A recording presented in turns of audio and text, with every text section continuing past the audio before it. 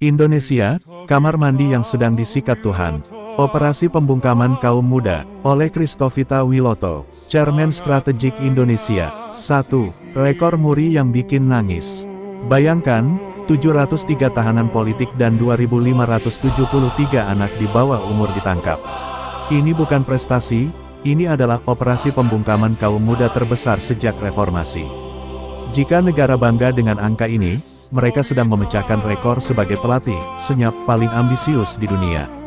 Masalahnya, yang disuruh diam adalah masa depan kita sendiri. 2. Teknologi canggih, hati masih analog. KPF menemukan jejak surveillance hingga ke 4 negara. Bayangkan, uang pajak Anda dipakai untuk memata-matai Anda sendiri dengan teknologi luar angkasa, tapi saat ada pria misterius berpakaian hitam di Kediri yang mengambil alih komando massa, tiba-tiba CCTV-nya, rabun ayam, dan polisi lupa mencatat namanya. Canggih teknologinya, tapi entah kemana logikanya. 3. Kendaraan taktis vs ojek online. Afan Kurniawan gugur dilindas kendaraan taktis. Ini bukan lagi soal menjaga ketertiban, ini soal hilangnya rasa kemanusiaan.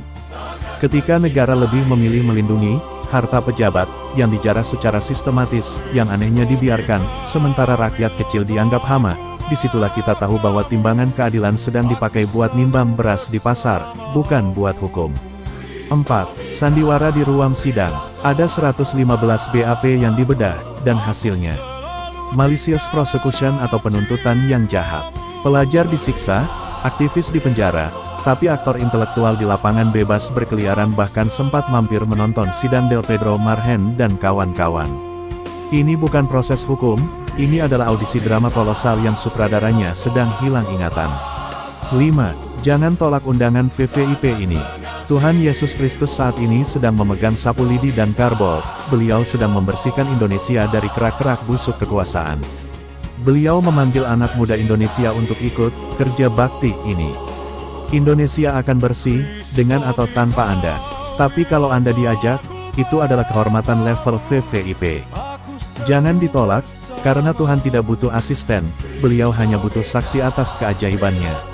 Kebijaksanaan dari Alkitab Ethiopia, The Ethiopian Orthodox Tewahedo Canon.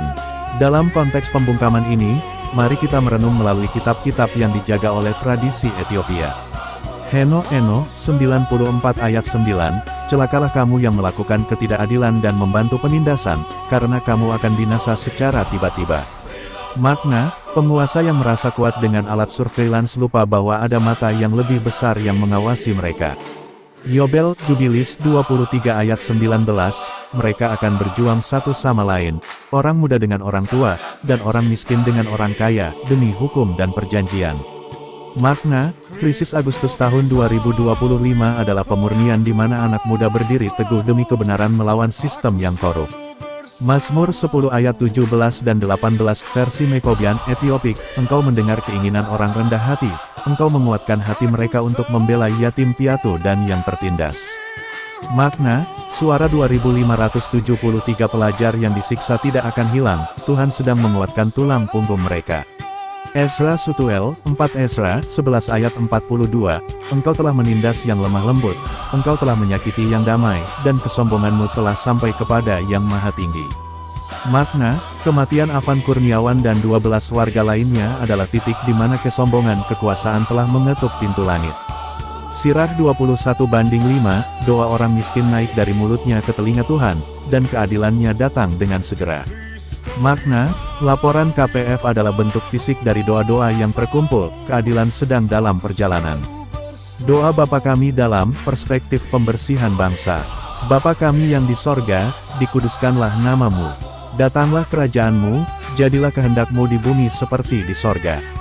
Berikanlah kami pada hari ini makanan kami yang secukupnya dan ampunilah kami akan kesalahan kami, seperti kami juga mengampuni orang yang bersalah kepada kami, dan janganlah membawa kami ke dalam pencobaan, tetapi lepaskanlah kami daripada yang jahat. Karena engkaulah yang mempunyai kerajaan dan kuasa dan kemuliaan sampai selama-lamanya. Makna dalam konteks Indonesia, doa ini adalah proklamasi bahwa pemilik Indonesia sebenarnya bukan para pejabat yang rumahnya dijaga ketat, melainkan Tuhan. Saat kita meminta, lepaskanlah kami dari yang jahat, kita sedang meminta Tuhan mencabut akar-akar sistem yang menindas kaum muda. Ini adalah doa untuk keberanian bagi aktivis yang dipenjara agar tetap teguh karena kuasa dan kemuliaan hanya miliknya, bukan milik mereka yang memegang tongkat komando di Kediri. Amin, amin, amin.